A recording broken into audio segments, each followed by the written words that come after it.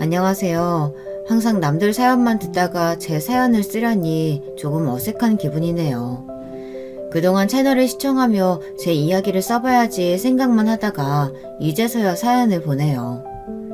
저는 성격이 꽤 밝은 편이에요. 유복한 집안에서 자랐고 제 위로 오빠 2명이 있는 늦둥이 딸로 태어났거든요. 부모님께서는 사업을 하셨고 나름대로 규모가 있는 회사였기에 어렸을 적부터 부족함 없이 자랄 수 있었어요.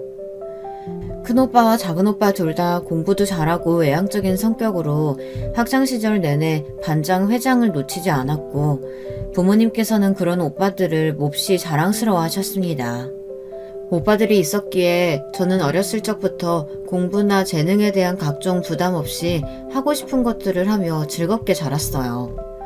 그리고 오빠들은 나이 차이가 많이 나는 여동생이었던 저를 몹시 예뻐했어요. 저 또한 그런 오빠들을 잘 따르고 좋아했습니다.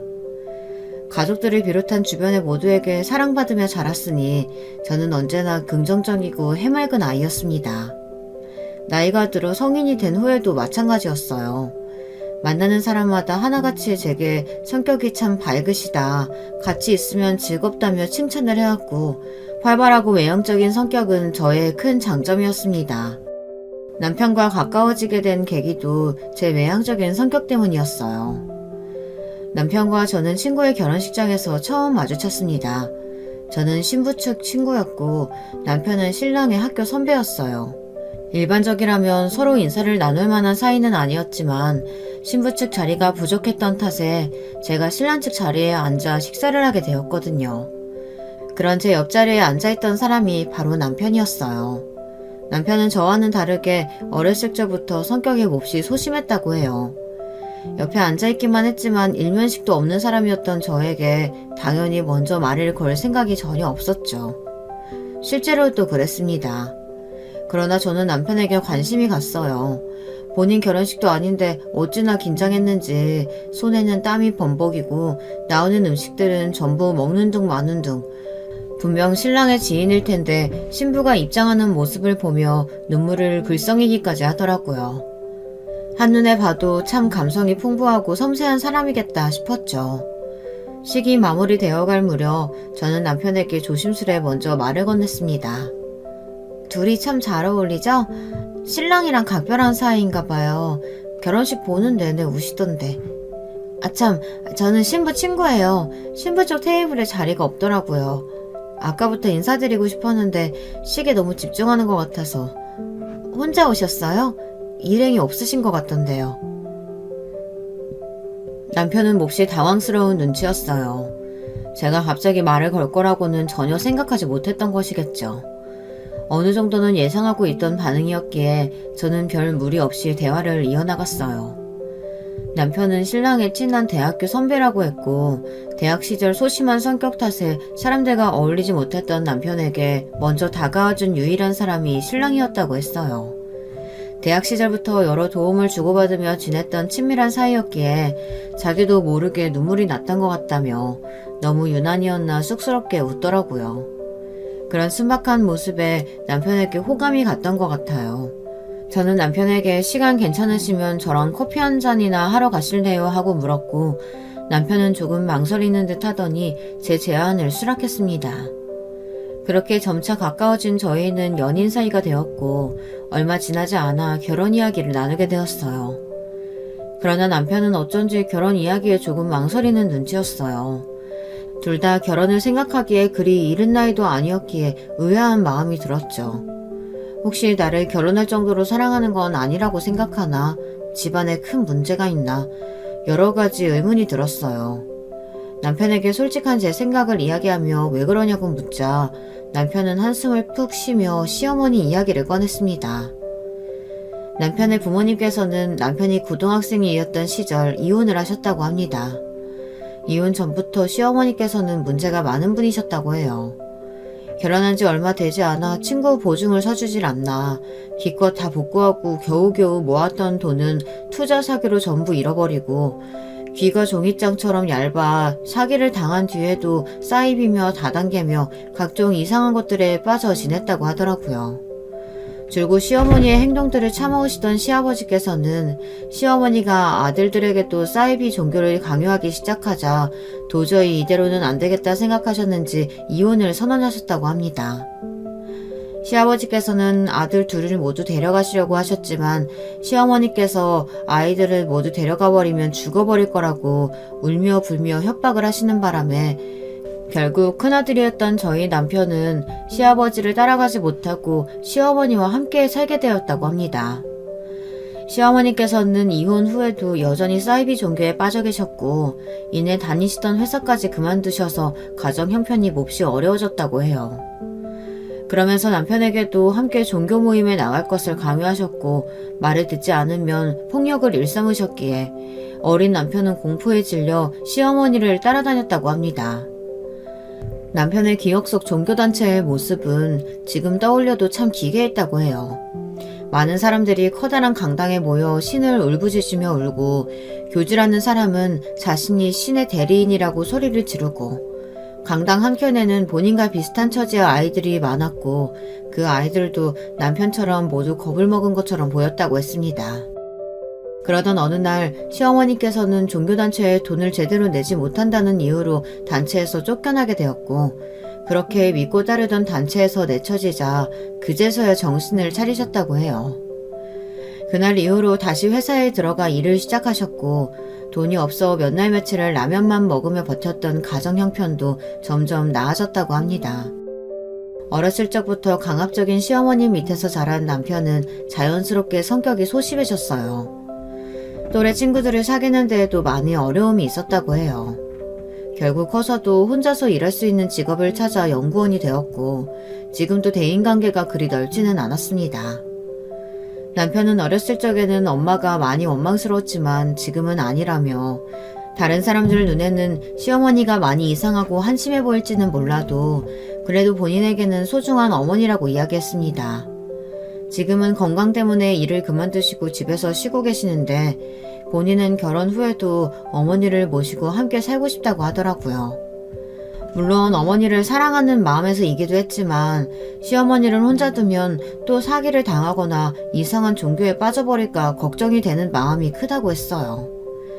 다른 건 다 그렇다고 쳐도 시어머니를 모시고 사는 것은 조금 망설여지긴 했습니다.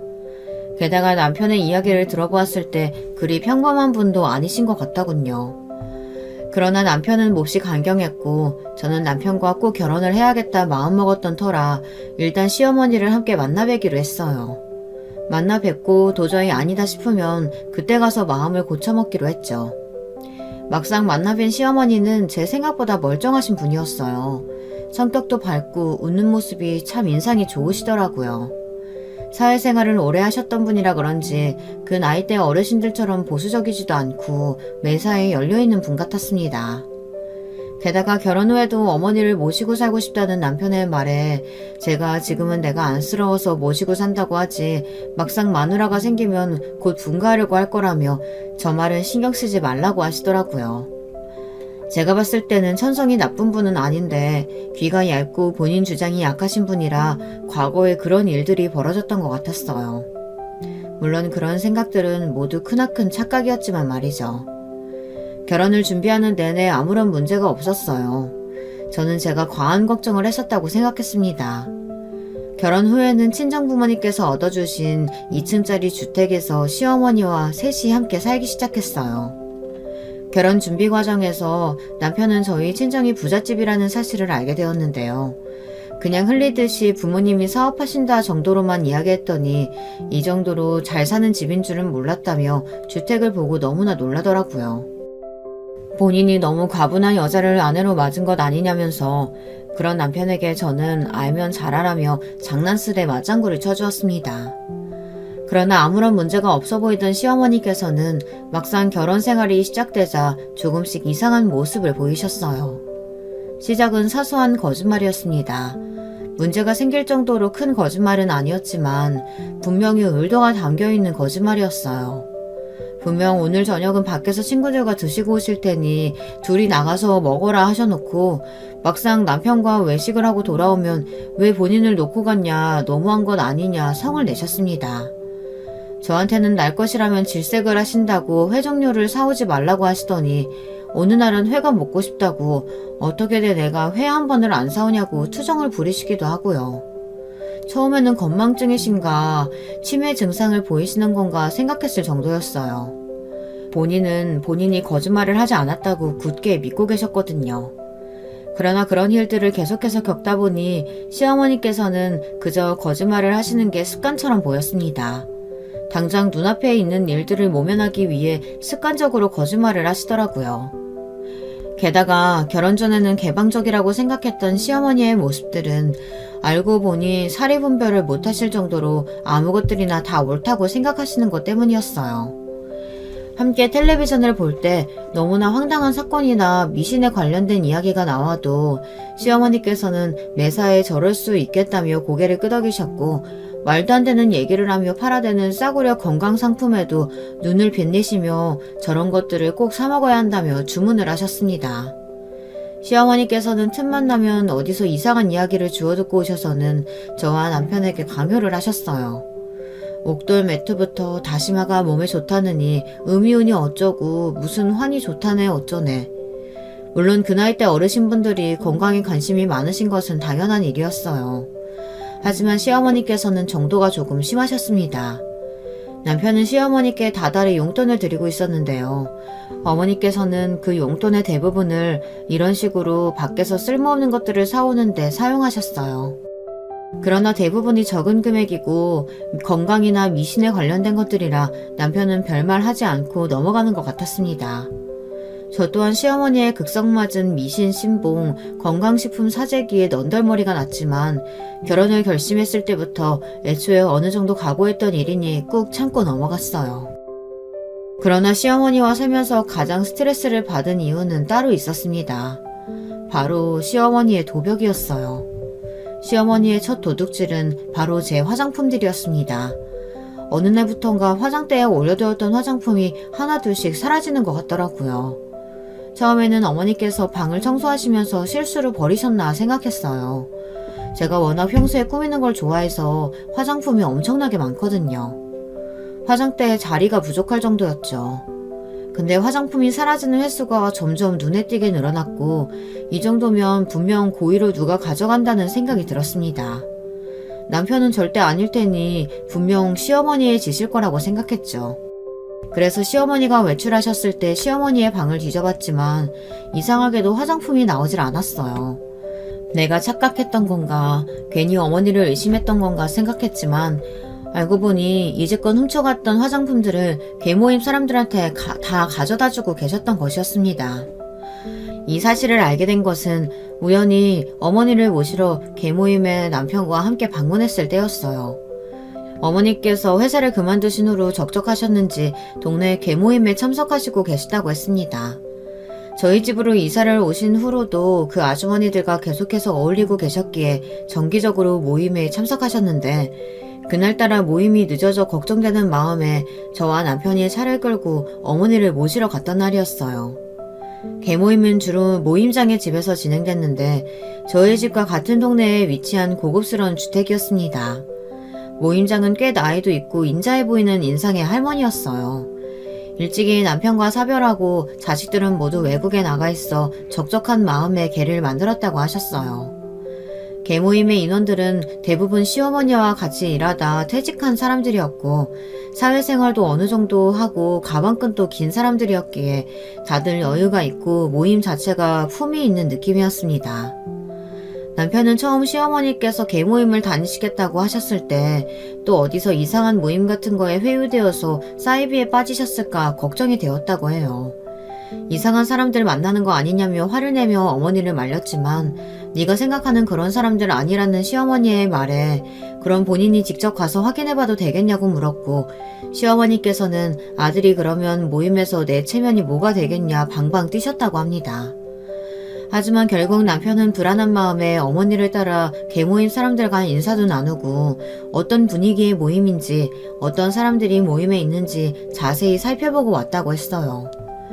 남편이 보기에도 모임원들은 사이비 같아 보이지도 않았고 그저 일을 그만두고 적적한 마음에 어울릴 사람들을 찾아 모인 중년 여성들 같았다고 합니다. 건전한 모임 같아 남편은 편한 마음으로 어머니께 모임에 나가는 걸 허락했고 그 뒤로 꾸준히 개모임에 다니고 계신 것이었어요. 그런데 그날 어머니를 모시러 모임 장소에 갔더니 그 자리에 있던 개모임원 중에 한 명이 너무나 익숙한 화장품을 가방에서 꺼내는 겁니다. 제가 꾸미는 걸 워낙 좋아한다고 말씀드렸었죠. 원래부터 화장품 같은 것에 관심이 많았기에 한정판 화장품이나 외국에서부터 사오는 화장품들 많았었는데요. 그 개모임원이 들고 있던 크림은 제가 몹시 아끼던 것이었어요. 특별 주문으로 외국에서 사온 제품이라 국내에서 구하기 힘든 것이었는데요. 모임원이 그 크림을 사용하고 있더라고요. 설마 하는 마음에 그 모임원에게 조심스레 혹시 그 크림 어디서 구매하셨냐, 저도 그 제품 가지고 싶었었는데 구하기 쉽지 않더라 물으니 그 모임원은 우회라는 표정으로 그러시냐며 이 크림 그쪽 시어머니께 선물 받은 건데 물어보시면 알 거라고 순순히 답을 해주더군요. 아마 제 물건을 훔쳐다 본인에게 선물한 것이라고는 전혀 생각하지 못했었던 거겠죠. 그렇게 모임에서 집에 돌아온 전 바로 시어머니를 질책하지 않고 남편에게 이 일을 상의했어요. 그동안 화장품들이 사라졌었는데 범인이 어머니인 것 같다. 오늘 모임에 가보니 모임원 한 명이 내 것처럼 보이는 화장품을 쓰고 있기에 어디서 났냐 물어봤더니 시어머니가 선물해 주셨다고 했다면서요. 솔직히 말해서 그 얘기를 꺼내면서도 남편이 우리 어머니가 무슨 도둑질을 한다고 그러냐며 제 말을 믿어주지 않을까 걱정이었어요.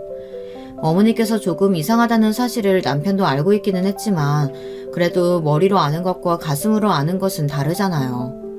팔은 안으로 굽기 마련이라고 남편이 어머니 편을 들며 저를 예민한 사람으로 몰아갈까 걱정했었거든요. 그런데 이게 웬걸, 남편은 제가 그 이야기를 꺼내자마자 표정이 몹시 굳어지며 한숨을 팍 쉬더군요. 어머니 아직도 그 버릇 못 고치셨구나 하면서요. 무슨 일인가 하니 어머님의 도둑질은 제 화장품이 처음이 아니었습니다. 남편이 어렸을 적부터 어머니께서 각종 사고를 치고 다니셨다는 얘기는 했었죠. 그 중에 하나가 바로 도벽이었다고 했습니다. 처음에는 아주 작은 것들이었다고 해요.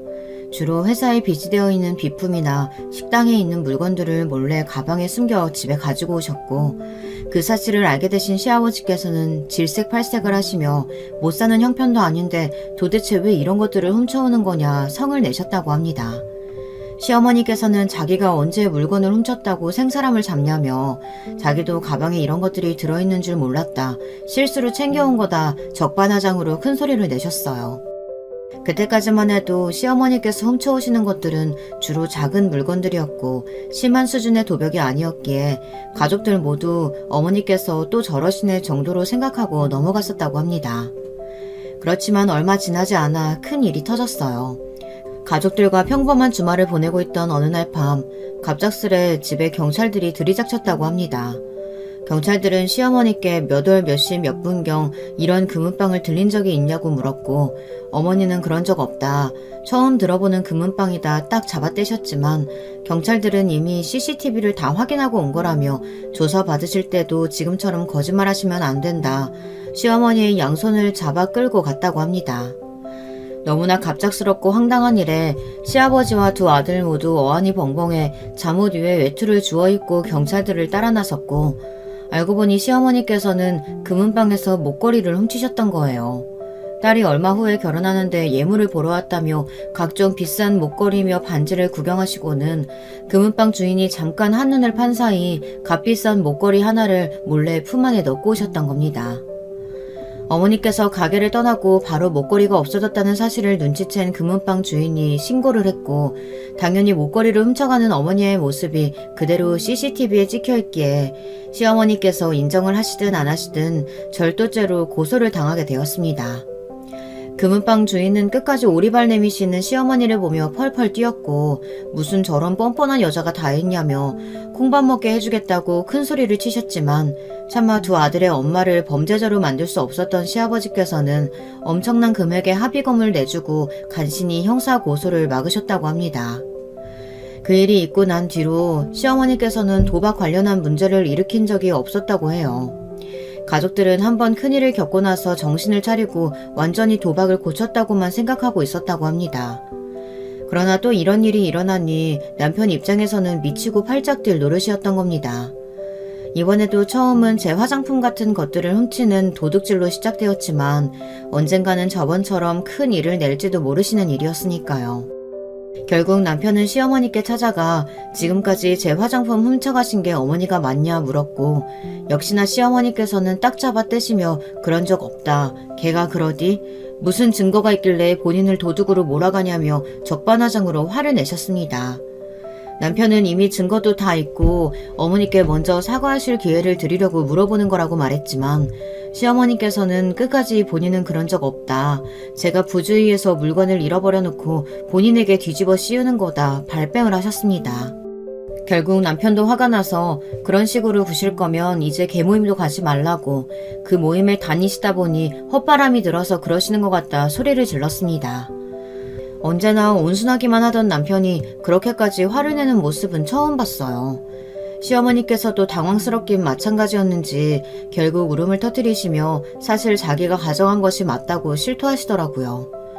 눈앞에 비싸고 좋은 것들이 있으니 자기도 모르게 그랬던 것 같다면서 개모임 사람들은 모두 형편이 넉넉한 사람들이라 틈만 나면 비싼 선물을 돌리고 비싼 옷을 입고 명품을 들고 오는데 자기는 그러지 못해서 괜히 기가 죽었었다며 제게 미안하다, 다시는 그러지 않겠다 싹싹 비시는데 마음이 괜히 약해지더라고요. 결국 저는 그런 어머니를 용서했고 어머니께서는 다시는 제 물건에 손을 대지 않겠다 약속하셨습니다. 남편은 그런 시어머니가 조금 미심쩍어 보이기는 했지만 개모임에 나가시는 것은 어머니의 유일한 낙이나 마찬가지였기에 마지못해 시어머니께 모임에 계속해서 나가는 것을 허락했어요. 대신 앞으로 이런 비슷한 문제가 생기면 그때는 정말 모임이고 뭐고 못 나가신다 단단히 못을 박았습니다. 그 뒤로 한동안은 아무런 문제가 없었고 어머니께서도 얌전히 생활하시는 듯 했습니다. 그러던 어느 날이었어요. 시부모님께는 아들이 둘 있었다고 했었죠. 남편에게는 5살 차이 나는 남동생이 하나 있었는데요. 그 남동생이 결혼을 한다며 저희 집을 찾아왔습니다. 도련님께서는 시부모님께서 이혼하신 후 줄곧 시아버지 밑에서 자라오셨기에 시어머니와는 그닥 친밀한 사이는 아니었어요. 그래도 결혼과 같은 중대사는 어머니께 말씀드리는 것이 맞다고 생각해서 동서와 함께 인사를 드리기 위해 방문을 한 것이었습니다. 내향적이고 몹시 소극적인 성격인 남편과는 다르게 도련님은 활달하고 밝은 사람이었어요. 저랑 비슷한 과였죠. 사람은 본인과 반대되는 사람에게 끌리기 마련이라고 동서는 한눈에 봐도 무뚝뚝하고 냉철해 보이는 여자였습니다. 너무 딱딱해서 먼저 말 걸기 어려워 보이는 사람이었달까요? 게다가 알고 보니 저보다 나이도 1살 더 많았고 어쩐지 제게는 좀 다가가기 어려운 분위기의 사람이었습니다. 그래도 저는 워낙 사람을 좋아하는 성격이었기에 먼저 두 분은 어떻게 만나게 되신 거냐, 도련님 어디가 좋아서 결혼을 결심하신 거냐 싹싹하게 말을 붙였어요. 그러나 동서는 몹시 딱딱하고 기계적으로 대답을 할 뿐 그닥 저와 대화를 이어가고 싶은 눈치가 아니었습니다.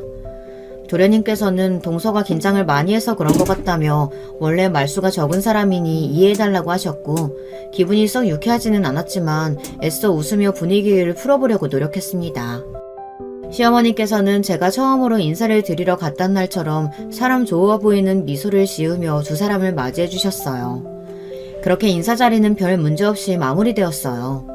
얼마 뒤 두 사람은 결혼식을 올렸고 정식으로 부부가 되었습니다. 알고 보니 동서는 젊은 나이에 회사를 운영하고 있는 능력 있는 사람이었더라고요. 저희 아버지께서 또 회사를 운영하셨기에 한 회사의 대표라는 자리가 얼마나 많은 희생과 책임감을 요하는지 잘 알고 있었고 동서가 더욱 대단해 보였습니다. 어찌 보면 조금 딱딱하고 무례해 보였던 그 태도가 그동안 많은 사회생활을 겪어오며 만들어진 것이겠구나 싶었어요. 생각해보면 동서는 크게 무례한 짓을 요구하지도 않았었고요. 그저 조금 무뚝뚝했을 뿐이었죠. 모든 사람들이 처음 만나는 사람과 말을 아무렇지 않게 잘 섞는 것은 아니니까요. 첫인상과 다르게 동서는 결혼 후에 시댁 식구들을 꽤나 살뜰하게 잘 챙기기 시작했습니다. 가끔 시어머니를 모시고 식사를 하기도 하고 저와 남편 선물을 사서 보내질 않나 여러모로 상당히 예상 밖이었습니다. 도련님 말대로 그날 조금 긴장을 했을 뿐이지 생각보다 더 사력있고 괜찮은 사람이라고 생각이 들었어요. 저 또한 그런 동서에게 자주 선물을 보냈고 전화를 걸어 안부를 묻고는 했습니다. 물론 제가 형님이니 윗사람이긴 했지만 동서가 저보다 나이도 많았고 어쩐지 든든한 느낌이 들었기에 손이 관계를 따지기보다는 그저 평범한 친구처럼 지내게 되었어요. 처음엔 동서도 저를 윗사람으로 생각하고 조금 더 어렵게 생각했었다고 해요. 그러나 제가 격없이 다가가자 동서 또한 조금씩 마음의 문을 열고 절 편하게 생각해주더라고요. 그렇게 도련님께서 결혼하신 뒤로 한동안 저희 가족은 아무 문제 없이 행복하게 지냈어요. 평화로운 일상이 흘러가던 어느 날이었습니다. 네? 갑자기 일을 시작하시겠다고요? 그것도 동서회사에서요? 깜짝 놀랄만한 소식이었어요. 건강이 좋지 않아 집에서 쉬시기만 하던 시어머니께서 갑작스레 다시 일을 시작하시게 된 것이었습니다. 그것도 동서가 운영하는 회사에서요. 자세한 내막은 알지 못했지만 조금 당황스러운 기분이었어요. 알고 보니 어머니께서 동서에게 계속해서 따로 연락해 회사에 자리를 하나 만들어줄 수 없겠냐 부탁을 하셨더라고요. 동서는 처음에는 당연히 정중하게 거절했지만 시어머니께서 계속 떼를 쓰시니 결국 자리를 하나 마련해 시어머니께서 일을 하실 수 있도록 만들어 드린 거였어요. 시어머니께서는 원래 회사 생활을 하셨던 분이기도 했고 정말 우연히도 동서의 회사와 비슷한 계열에서 일을 하셨었기에 가능한 일이었습니다. 처음에는 조금 걱정되는 마음이었지만 막상 일을 시작하신 시어머니께서는 그 어느 때보다도 건강하고 행복해 보이시더라고요. 혹시나 회사에서 무슨 문제를 일으키고 다니시는 건 아닐까 걱정되는 마음에 동서에게 연락해 은근슬쩍 안부를 묻기도 했지만 동서는 평소와 크게 다를 것 없이 보였습니다. 내가 괜히 나서서 걱정을 하는 건가 싶었고 그래 다른 사람도 아니고 동서인데 아무리 시어머니라 하더라도 일을 못하거나 문제가 생기면 칼같이 자르겠지 싶었어요. 시어머니께서는 동서의 회사에서 일하게 되신 후로도 꾸준히 개모임을 나가시는 것 같았습니다. 어느 날은 개모임 사람들과 여행을 가신다는 말에 용돈을 조금 쥐어드렸더니 반색하시며 좋아하시더라고요. 그때는 그저 여행을 떠나서 맛있는 것도 드시고 좋은 것도 구경하실 생각에 그렇게 신이 나셨는 줄 알았는데 나중에 알고 보니 참 기가 막힌 일이었죠. 어찌되었든 시어머니께서는 예전처럼 이상한 건강용품들이나 미신 관련된 물건들을 사오지도 않았고 점점 혈색도 좋아지시고 건강하고 밝은 분이 되어가시는 것 같았습니다. 항상 집에만 계시다 밖에 나가 일을 하고 본인 손으로 뭔가를 일궈내는 데에서 기쁨을 느끼시는 건가 싶었어요. 그런 어머니의 모습에 남편도 몹시 좋아했고 저 또한 동서에게 고마운 마음이었습니다. 사실상 도련님께서는 어머니와 그렇게 가까운 사이도 아니었고 특별한 연락이나 교류 없이 서로 존재만 아는 정도로 대면대면 지낼 수도 있었는데 동서 쪽에서 먼저 선물도 보내고 며느리로서 도리를 다하는 모습이 참 고마웠었죠. 그러던 어느 날이었습니다. 웬일로 동서에게서 먼저 연락이 왔고 반가운 마음에 전화를 받자 동서가 내일 점심에 시간이 되냐며 같이 식사를 하자고 얘기했어요. 지금까지 어머니를 모시고 다 같이 식사를 한 적은 있어도 단 둘이 만나 이야기를 해본 적은 없었기에 조금 의외라는 생각이 들었습니다. 혹시 무슨 고민이 있나 싶어 알겠다고 대답했어요. 아무래도 가장 처음으로 든 생각은 역시 시어머니였습니다. 제가 보기에는 별 문제가 없었지만 회사 돌아가는 일을 어찌 다 알 수 있었겠어요. 회사에서 무슨 문제가 생겼나 싶은 생각에 걱정되는 마음으로 약속 자리에 나갔고 오랜만에 만나는 동서는 안색이 몹시 좋지 않더라고요. 무슨 일이 있냐 묻자 동서는 망설이다 이야기를 꺼냈어요. 형님, 시어머니께서 도벽이 있으신 것 같아요.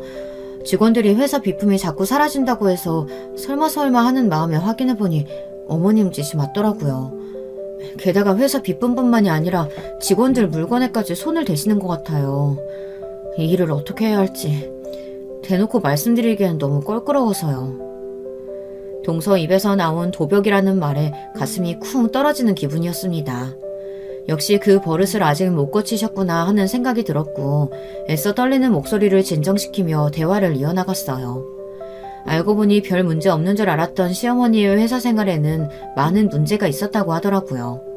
가장 큰 문제는 바로 동서가 이야기한 시어머니의 도벽이었습니다. 처음에는 전혀 눈치를 채지 못했었다고 해요. 설마 하니 시어머니께서 동서 회사에서 물건을 훔쳐갈 거라고는 생각조차 못했을 테니 당연한 일이었죠. 동서가 시어머니의 도둑질을 알게 된 것은 직원들 덕분이었습니다. 동서 회사에 새로 들어온 직원이 사장이 시어머니라는 것을 알고 있었던 직원들은 시어머니의 도둑질을 눈치챘으면서도 차마 시어머니에게 대놓고 지적을 하거나 동서에게 일러바치지 못하고 오랜 시간을 참아왔었다고 해요. 그러던 와중 가장 젊은 사원 하나가 참다 못해 동서에게 은근슬쩍 시어머니에 관한 이야기를 흘렸었다고 합니다. 처음 동서는 그 사원의 말을 믿지 못했었다고 해요.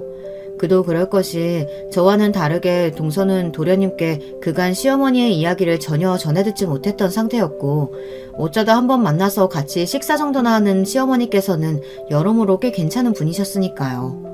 각종 미신이며 사입이며 도벽이며 그런 문제들이 시어머니께 있을 거라고는 전혀 생각조차 못했었겠죠. 동서는 직원의 말에 반신반의하며 그날부터 시어머니를 주의 깊게 살펴보기 시작했고 얼마 지나지 않아 직원의 말이 사실이라는 것을 알게 되었다고 합니다.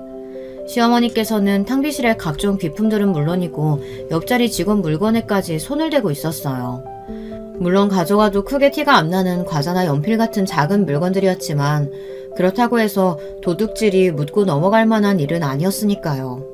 동서가 사실을 알게 된 이상 뭔가 조치를 취해야 할 텐데 시어머니께 차마 먼저 이야기를 꺼내지 못하겠고 속으로 고민만 하다 결국 저에게 연락을 한 것이었어요. 결국 저는 동서에게 그간 있었던 일들을 이야기해주며 시어머니의 도벽은 오래된 병이라고 아마 동서가 말한다고 해봤자 발뺌하면서 오히려 적반하장으로 나오실 가능성이 크다. 동서가 직접 이야기하지 말고 자꾸 비품이 사라진다. 또 사라지면 CCTV를 확인해서 범인을 잡겠다. 이런 식으로 안내라도 써붙여라. 그럼 아마도 눈치가 보여 그만두실 거다 얘기를 했습니다. 제 이야기에 동서는 크게 충격을 받은 듯 했어요. 시어머니께서 그런 사람일 거라고는 전혀 생각하지도 못했었다면서요. 저는 그럴만하다고 저도 결혼 전에 남편에게 이야기를 처음 들었을 때 충격이었다. 게다가 결혼 후에도 그런 모습을 계속 보이시니 힘들 때가 많았다며 동서 심정을 이해해야 한다 등을 토닥여 주었습니다. 동서에게 시어머니께서 도벽 외에 다른 것들은 어떻냐, 일은 잘 하시냐 묻자 동서는 잠시 고민하는 듯 하더니 생각보다는 일을 잘 하신다고 답했어요. 처음에 회사에 자리를 마련해달라고 부탁하셨을 때는 몹시 당황스러운 기분이었는데 그래도 본인 선에서 적당히 관리를 할 수 있는 수준이라고 하더라고요. 솔직히 말하자면 동서의 대답이 썩 믿기지는 않았지만 동서가 괜찮다는데 굳이 더 캐물을 필요는 없을 것 같아 그러냐 다행이다 정도만 답하고 넘어갔습니다. 그러나 얼마 지나지 않아 큰 일이 터졌습니다. 제가 꾸미는 것을 몹시 좋아한다는 이야기는 앞서서 많이 했었죠. 제 취미는 각종 화장품들이나 액세서리, 가방, 옷 등을 사들이는 것인데 그날도 평소처럼 백화점에 쇼핑을 갔다가 동서랑 너무 잘 어울릴 것 같은 목걸이를 하나 발견했어요. 가격은 꽤 나갔지만 생각해보니 그동안 동서에게 제대로 된 선물을 챙겨준 적이 없는 것 같더라고요. 시어머니께서 출근을 시작하신 뒤로 집에 계시는 시간이 줄어드니 제가 몹시 편안해지기도 했고 동서가 말은 괜찮다 했지만 마음고생할 것이 뻔히 보여 약소하지만 이런 거라도 하나 선물해주자 싶어 목걸이를 구매해 동서 회사로 향했어요. 미리 연락을 하고 갔어야 했지만 백화점이 마침 동서 회사 바로 옆에 있었고 점심시간쯤이었기에 잠시 들러 목걸이만 전해주고 갈 생각이었습니다. 동서 회사는 말로만 전해들었지 직접 가보는 것은 처음이었는데요. 생각보다 규모가 꽤 크더라고요. 4층짜리 건물을 통째로 쓰고 있었고 그런 회사를 실제로 보니 동서가 새삼 더 대단해 보였습니다. 사실 동서에게 선물을 전해주기 위한 목적도 있었지만 굳이 회사로 찾아간 데에는 시어머니께서 일하시는 모습이 궁금한 탓도 있었어요. 동서 말로는 나름대로 일을 잘하고 계시다고 했지만 제 생각에는 전혀 그렇지 않을 것 같았거든요. 그렇게 엘리베이터에 올라 사무실 문 앞에 섰는데 문 밖에서부터 큰 소리가 들리더라고요. 가까이 다가가 보니 누군가가 고함을 지르는 소리였고 여자 목소리였어요. 무슨 큰일이라도 났나 싶어 문을 살짝 열고 안을 살펴보는데 소리를 지르고 있는 여자는 다름 아닌 동서였습니다. 진짜 해도 너무하는 거 아니에요? 이 정도 하셨으면 됐잖아요. 도대체 내가 언제까지 당신을 참아줘야 하는 건데, 양심이라는 게 있긴 해? 머리는 장식으로 달고 다녀? 인간이면 인간답게 생각이라는 걸 좀 하고 살아, 이 멍청한 년아. 그렇게 한심하게 살면서 자식들 보기 부끄럽지도 않아? 너 같은 년은 어머니라고 부르기도 싫어. 나도 참을 만큼 참았으니까 이제 그만 내 눈앞에서 사라져 제발. 꺼지라고. 동서는 미친 사람처럼 악을 쓰며 삿대질을 하고 있었고, 그런 동서의 앞에는 충격적으로 어안이 벙벙해진 어머니께서 아무 대답도 하지 못하고 서 계셨습니다. 사무실 안의 직원들은 모두 그 모습을 보고 놀란 눈으로 지켜보고 있었어요. 저 또한 전혀 생각하지 못했던 상황에 당황스럽기는 마찬가지였지만, 아무리 생각해도 겨우 도벽 때문에 저렇게까지 어머니께 막말을 쏟아내는 건 좀 아닌 것 같아 급하게 어머니 앞을 막아서며 동서에게 언성을 높였습니다. 동서, 지금 뭐 하는 거야? 아무리 동서가 회사 사장이라고 해도 그렇지 회사 비품 그까짓 거 얼마나 한다고.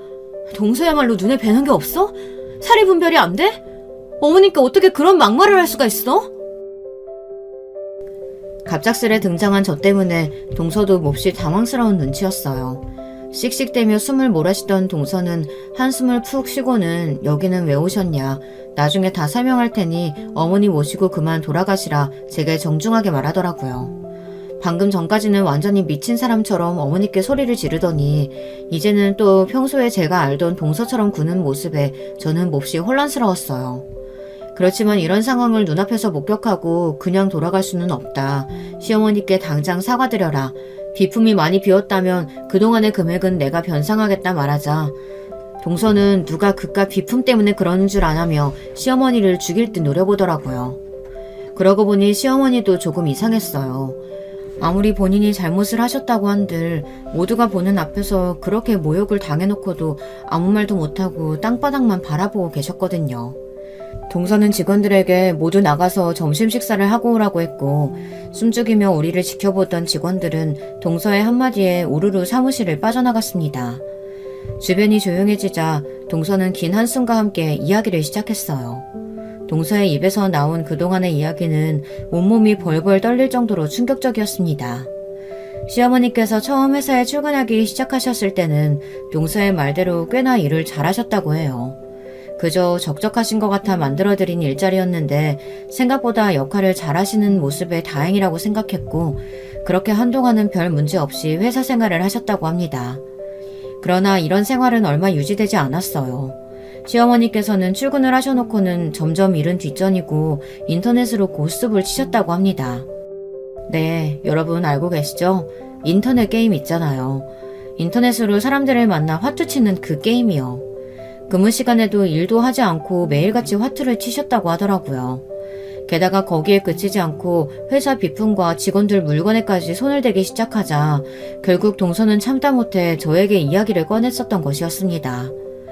그러면서도 제게 굳이 화투 이야기를 꺼내지 않고 도벽 이야기만 했던 것은 그때까지만 해도 그래, 일은 안 하셔도 내가 적당히 알아서 관리하면 되지. 적어도 일을 안 해서 다른 사람들에게 피해를 끼치지는 않으니까. 이런 생각을 하고 있었기 때문이었다고 했습니다. 저와 이야기를 나눈 후로 비품에 관한 이야기를 벽에 써놓아 붙이니 시어머니께서는 도둑질을 그만두셨다고 했어요. 그러나 여전히 근무 시간에 제대로 일을 하지 않는 행동은 계속되었고, 그러면서 시어머니께서는 동서에게 월급을 조금 일찍 줄 수 없겠냐 물어오셨다고 합니다. 동서는 솔직히 일도 안 하시며 양심이 있으신 거냐고 말하고 싶은 마음이 굴뚝 같았지만 괜히 일을 껄끄럽게 만들고 싶지 않아 애써 참았다고 해요. 시어머니께서 원하시는 대로 월급을 몇 번 가불해 주었다고 합니다. 그러나 시어머니께서는 점점 회사의 출근도 제멋대로 하시고 태도가 엉망이 되어갔다고 합니다. 동서가 직접 데려온 직원인 시어머니께서 출근도 제대로 하지 않고 근무 분위기를 흐리기만 하자 다른 직원들은 점점 불만이 늘어났고, 다른 건 몰라도 회사에 출근을 안 하는 건 더 이상 일을 할 의지가 없다는 뜻으로밖에 보이지 않아 동서는 결국 어머니께 이야기를 꺼냈다고 했어요. 회사 생활에 불편하신 점이 있냐, 일이 재미가 없으시냐, 그만두고 싶으신 거냐. 최대한 시어머니 입장을 배려하면서요. 시어머니께서는 그런 동서의 물음에 한참을 망설이시다가 사실 본인이 빚이 좀 있어서 그렇다는 이야기를 꺼내셨다고 합니다. 회사에서 일하기 시작한 것도 전부 다 빚 때문이었다고요. 전혀 예상하지도 못했던 대답에 동서는 어안이 벙벙했대요. 빚이라니 그게 무슨 말씀이시냐 물었고, 알고 보니 시어머니께서 나가시던 그 계모임이 화투치며 도박을 하는 모임이었다고 하더라고요. 정말 충격적이었습니다. 다들 품위도 있고 어느 정도 사회적인 지위도 있으셨던 분들이었는데 모여서 하는 일이 다름 아닌 도박이었다니요. 그렇게 인자한 인상이셨던 모임장 할머니께서 도박판을 만든 사람이었다니 정말 믿겨지지가 않았습니다. 애초에 시어머니께서 다니셨던 계모임은 도박을 목적으로 만들어졌던 모임이었습니다. 겉으로 보기에는 멀쩡한 사람들이 모여서 매일같이 화투치고 큰돈을 주고받으며 친목을 쌓았던 것이었죠. 시어머니께서 떠났던 여행도 사실은 원정 도박이었다고 했습니다. 돈 많은 사모님이나 사회적으로 어느 정도 지위를 가진 사람들만 참여할 수 있는 나름대로 상류층 모임이었는데 시어머니께서는 사이비 종교에서 만났던 모임장 할머니와의 인연으로 계모임에 낄 수 있었던 것이었어요. 그래서 다른 모임원들은 하나같이 비싼 옷을 입고 비싼 선물을 돌린다는 이야기를 하셨던 것이었습니다. 다들 남아도는 돈으로 매일 도박이나 하며 시간을 보내는 사람들이니 그럴만도 했던 것이죠.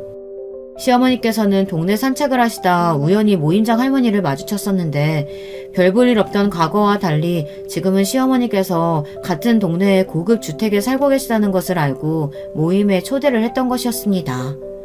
귀가 얇은 시어머니께서는 불법이 아니고 그저 가벼운 친목 모임이라는 말에 홀라당 넘어가 모임에 참여하게 되었고요.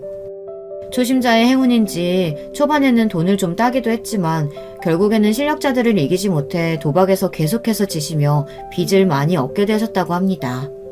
남편이 매달 드리는 용돈만으로는 빚을 감당할 수 없었기에 스스로 빚을 갚기 위해 일을 시작하셨다고 합니다.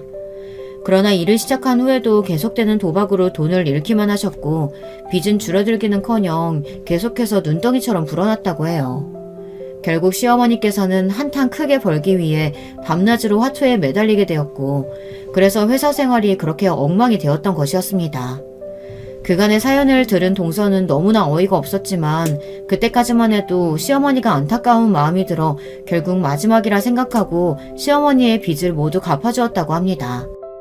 어마어마한 금액이었고 저 같으면 어머니께 그만한 돈을 드릴 생각은 하지 못했을 거예요. 동서는 빚만 해결되면 어머니께서 일도 다시 열심히 하시고 도박을 끊을 거라고 생각했지만 사실은 전혀 아니었습니다. 괜히 도박에 빠진 사람들을 중독자라고 부르는 게 아니죠. 시어머니께서는 빚이고 뭐고 상관없이 하루 종일 눈앞에 화투패가 떠다닐 정도로 심한 도박 중독이었고 동서가 빚을 갚으라며 시어머니께 드린 돈을 그대로 도박에 사용해 전부 잃어버리셨던 것이었습니다. 그 사실을 알게 된 동서는 더 이상 참지 못하고 미친 사람처럼 시어머니께 악을 썼던 것이죠. 그간의 이야기를 모두 알고 나니 동서가 미치지 않고서야 못 베기겠더라고요. 그동안 가족들에게 이야기를 꺼내지 못하고 혼자나 얼마나 마음고생이 심했을까 싶었어요. 모든 이야기를 전해들은 남편은 몹시 화를 내며 당장 경찰서에 신고를 했고 어머니와 화투를 치던 계모임 사람들은 모두 불법 도박으로 잡혀 들어가게 되었습니다. 물론 시어머니도 예외는 아니었어요. 남편은 더 이상은 못 참겠다며 어머님께서 본인의 행동에 제대로 된 벌을 받으셔야 정신을 차리실 거라며 이제 가족이고 뭐고 눈 감아주지 못하겠다 정도를 모르시니 본인의 잘못을 뉘우치고 완전히 변하시기 전까지는 연을 끊고 살겠다 선언했고 결국 시어머니께서는 상습적인 불법 도박으로 징역을 살게 되셨습니다. 다른 계모임원들은 벌금형으로 풀려났다고 했지만 어머니께서는 이미 빚이 한가득이었고 가족들이 도와주지 않으면 벌금으로 낼 돈이 없으셨으니까요. 시어머니께서는 통곡을 하시며 가족들의 바지가랑이를 붙잡으셨지만 그 누구도 어머니를 도와주지 않았습니다. 본인의 잘못에 정당한 대가가 따르는 법을 이제 어머니도 잘 알게 되시겠죠. 어머니께서 그렇게 되신 후 동서는 조금 죄책감을 느끼는 것 같았습니다. 이유가 어찌되었건 본인이 어머니를 범죄자로 만들었다고 생각하는 듯 했어요. 그러나 제가 보기에 동서는 아무런 잘못이 없었습니다. 오히려 피해자는 동서였는걸요. 저는 그런 동서에게 마음 쓸 것 없다며 어차피 언젠가는 저렇게 되실 분이었다. 그동안 동서가 가족들 모르게 마음고생한 것만으로도 충분하다 등을 토닥여 주었어요. 언제나 단단하고 듬직해 보였던 동서가 그날은 제 앞에서 눈물을 보이더라고요. 그런 동서를 달래주며 동서와 저는 전보다 더욱 각별한 사이가 되었습니다. 어렸을 적부터 오빠들 밑에서 자라 항상 여자 형제가 가지고 싶었는데 이렇게 동서를 만나게 되려고 자매가 없었던 모양이에요. 피가 섞인 자매는 아니었지만 그 사건 이후로 저와 동서는 거의 자매나 다름없이 가까이 연락하며 지내고 있어요. 남편은 어머니를 보내고 한동안 힘들어했지만 지금은 모두 극복하고 어머니 없이도 잘 지내고 있습니다. 어렸을 적부터 어머니께 학대를 받으며 자라왔지만 차마 어머니를 모질게 끊어내지는 못했었는데 그 질겼던 인연의 끈을 드디어 놓아버린 것 같아요. 시어머니께서 저희와 함께 지내실 때는 어머니 눈치가 보여 시아버님과도 자주 뵙지 못했었지만 지금은 시아버님과 동서 부부와 함께 온 가족들이 모여 도란도란 이야기를 나누며 식사도 하고 전보다 훨씬 더 행복하고 즐거운 일상을 보내고 있어요. 그러면서도 사실 아무리 그래도 남편 어머니신데 이렇게 나몰라라 하고 있는 게 맞나 싶어 어머니께 면회를 가볼까 생각도 했었지만 오히려 남편이 단호하게 저를 막더라고요. 본인이 진심으로 뉘우치고 달라진 모습을 보여주기 전까지는 다시는 어머니를 가까이 두지도 믿지도 않겠다면서요. 그런 단호한 남편의 모습에 저 또한 약해지려던 마음을 단단히 고쳐먹었습니다. 얼마 전 뉴스를 보니 도박을 하다가 잡혀 들어간 사람들 이야기가 나오더라고요. 그 뉴스를 보니 어머니 생각이 나서 그동안 미루기만 했던 사연을 써내려가 보았네요. 글 마무리를 어떻게 해야 할지 다른 사연들을 보면 멋있는 말도 하고 인생의 교훈을 이야기하며 끝내기도 하던데 저는 그런 건 잘 못하겠네요. 아무래도 글 쓰는데 소질이 없나 봐요. 부디 사연을 들으시는 내내 불편함이 없으셨기를 바라며 긴 이야기 들어주셔서 감사합니다. 여러분, 두 번째 사연 시작하기 전에 좋아요, 구독 꼭 눌러주실 거죠? 그럼 두 번째 사연 바로 시작합니다. 안녕하세요 여러분. 저는 서울 사는 32살 결혼 2년차 주부입니다. 제가 신혼 초에 겪은 일을 여러분도 함께 들어보시면 재밌을 것 같아서 이렇게 사연을 보내게 됐습니다. 원수는 외나무 다리에서 만난다는 아주 오래된 속담 모두 아시죠? 원수라는 단어만 들어도 무시무시한데 그 원수를 하필 천길 낭떠러지 위 외나무 다리에서 만났다고 한번 상상해보세요. 원수를 밀어내서 낭떠러지로 떨어뜨리지 않으면 내가 그 낭떠러지로 추락하는 일촉즉발의 상황이겠죠. 여러분도 원수 하면 곧바로 떠오르는 사람이 있나요? 원수까지는 아니어도 왜 저 인간을 하필 이런 상황에서 만나지 했던 경험은 누구나 한 번쯤 있을 거예요. 오늘 제 이야기는 바로 그 하필 쟤를 하필 여기서 만나 박 터지게 싸웠던 이야기입니다. 빠른 이해를 돕기 위해 얼른 제 원수부터 등장시킬게요. 저는 평범하게 직장 생활을 하던 중 좋은 취미 생활이 없을까 찾아보다가 회사 근처 테니스 동호회에 들어가게 됐고 거기서 만난 한 남자와 신나게 테니스를 치다가 너무 신나게 친 나머지 결혼까지 약속을 해버리고 말았는데 그 남자가 지금의 제 남편입니다. 그러면 그 남편이 제 원수냐고요? 아니요. 그렇게 단순할 거였으면 이 사연을 보내지도 않았을 거예요. 당시 결혼을 약속한 예비신랑이 하루빨리 자신의 부모님에게 저를 소개해주고 싶다며 안달이었습니다. 그렇게 저희는 결혼 계획을 세우고 상견례 일정을 서둘렀습니다. 상견례 자리는 저희 부모님과 시부모님 그리고 저희 오빠 내외와 신랑 댁 아주버님 내외까지 모두 모이는 전통적인 상견례 자리였습니다. 그렇게 예약한 고급 한식당 룸에 저와 예비신랑이 들어서고 시댁 식구들에게 한 분 한 분 인사를 하던 중 저는 그만 아연실색하고 말았습니다. 최지연? 네가 어떻게 여기에... 어머나 세상에, 너 김빛나 맞지? 참나. 뭐야? 어떻게 된 거야? 두 사람 아는 사이예요? 아니 그게요 도련님, 저희 고등학교 동창이에요. 야 오랜만이다. 도련님이 데리고 올 색시가 누군가 했더니 그게 너일 줄이야. 최지연, 정말 다시는 떠올리기도 싫고 마주치기도 싫었던 고교 시절 내 원수 중의 원수. 그런 걔를 이제 저의 손윗동서로 만나게 됐네요. 여러분은 상견례 자리에서 손윗동서라고 마주한 사람이 여러분이 세상에서 제일 싫어하던 사람이었다면 어떨 것 같으세요? 게다가 오늘 한 번도 아니고 앞으로 평생을 가족으로 봐야 한다니. 차라리 직장 상사로 만났으면 나았을지도 몰라요. 막말로 그 회사를 그냥 나와버리면 그만이니까요. 그런데 이건 제가 예비신랑이랑 파혼을 하거나 아니면 저 최지연이가 이혼을 하는 거 아니면 영원히 벗어날 수 없는 것 아니겠어요? 그러게 오랜만이다. 민수 오빠 형수님이 최지연 너였다니 꿈에도 상상 못했네. 와, 잘됐다, 잘됐어. 안 그래도 아직까지도 한국의 시댁 갈등이 만연하다고 하던데 자기랑 형수님은 고교 동창이라고 하니 처음부터 우리 가족은 그런 걱정은 아예 접어두고 시작할 수 있겠다. 눈치 없는 예비신랑은 우리 사이에 있었던 일은 아무것도 모르면서 그저 신난다고 좋아만 하고 있었어요. 저는 그 상견례 자리가 어떻게 흘러갔는지, 음식이 입으로 들어가는지 코로 들어가는지도 모르게 불편했던 기억밖에 없네요. 서로 모르는 척 최대한 자연스럽게 그 자리를 마무리하고 집에 돌아오는 길에 앞으로의 결혼 생활이 한없이 걱정되기만 했습니다. 남편 될 사람도 사랑하고 시댁 어른들과 아주버님도 다 좋은 분 같아 보이는데 학창시절 철천지 원수였던 최지연이 손이 똥설하니요. 이 혼인 자체에 대한 회의감이 드는 것은 물론 앞으로 쟤를 꼬박꼬박 형님이라고 불러야 하나 하는 사소한 것들까지 머릿속에서 복잡하게 얽혀서 저는 집에 도착하자마자 알아누웠습니다. 이쯤 되면 청취자 여러분도 제 원수 최지연과 학창시절에 무슨 일이 있었는지 궁금하시죠? 잠시 그 이야기를 하고 넘어가겠습니다. 저는 학창시절부터 남학생들로부터의 인기가 남달랐습니다. 제 입으로 말하기 조금 재수없지만 동네에서 제일 예쁘다고 소문이 나서 중고등학교 때부터 저를 쫓아다니던 남학생들이 많았어요. 전 여중을 나왔는데 제가 다니던 중학교의 하굣길에는 늘 옆 학교 남학생들이 저를 보려고 줄을 서 있었고 한 번은 어느 조용한 오후의 수업 시간에 한 남학생이 어떻게 들어왔는지 저희 학교 운동장 한가운데에 서서는 김빛나 사랑한다, 내 마음을 받아줘 하고 외치며 고백을 하고서는 불이 나게 도망가던 에피소드도 생각이 나네요. 길거리를 가다가 연예기획사 명함도 많이 받았었어요. 그중에는 현재 이름만 대면 알만한 대형 기획사도 있었죠. 그렇게 화려했던 중학생 시절을 지나 어느덧 고등학교에 입학을 하게 됐는데 중학교와는 달리 고등학교는 남녀공학이었어요. 친구들은 시샘 반, 걱정 반으로 제게 얘기했죠.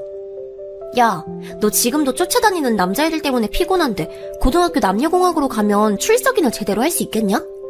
내 말이. 그래도 나도 한 번쯤은 빛나 같은 인생 살아보고 싶다. 너 맨날 피곤한 척 귀찮은 척 해도 솔직히 즐기고 있지? 아, 솔직히 말해봐. 사실 어딜 가도 예쁘다 해주는 남자애들이 항상 존재하는 삶을 산다는 게 왜 나쁘겠어요?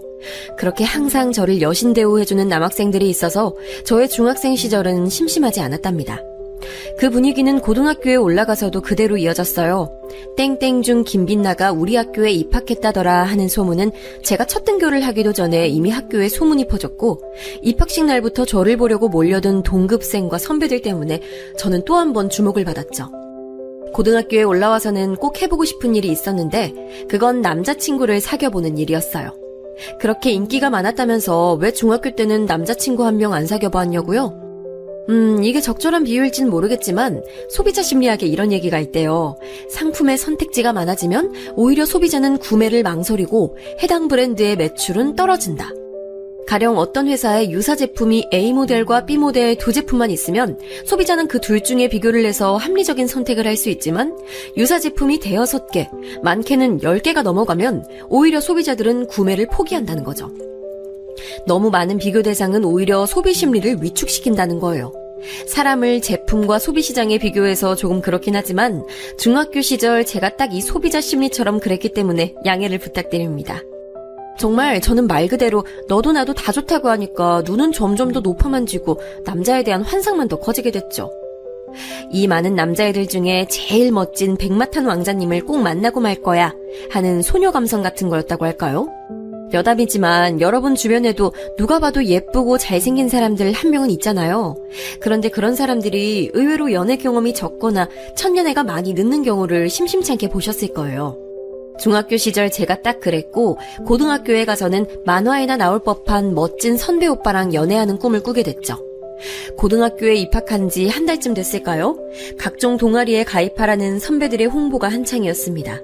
저도 고등학교에 올라가면 동아리 활동은 꼭 해보고 싶었기에 무엇을 할까 고민하던 중 예쁜 애들은 한 번쯤 다 거쳐간다는 방송반에 가입을 했어요.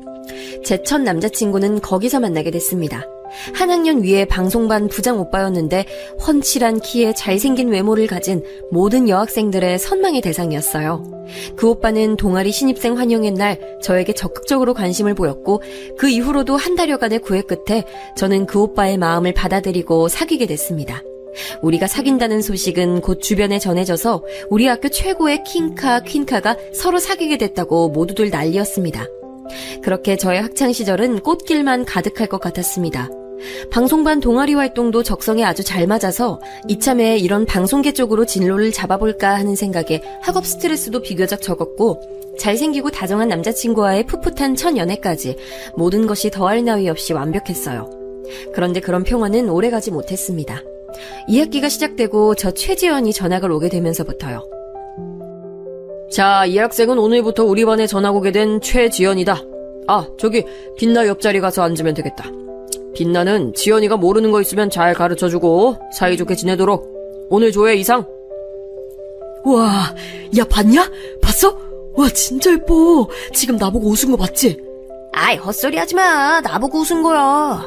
아, 근데 진짜 여신이다, 여신. 처음 등장한 지연이는 정말 눈이 부시도록 예뻤어요. 정말 인정하기 싫었지만 그 순간만큼은 저보다도 더 이쁘게 보였어요. 여자인 제 눈에도 그랬는데 지연이를 처음 보는 남학생들의 반응이 어땠을지 짐작가시나요?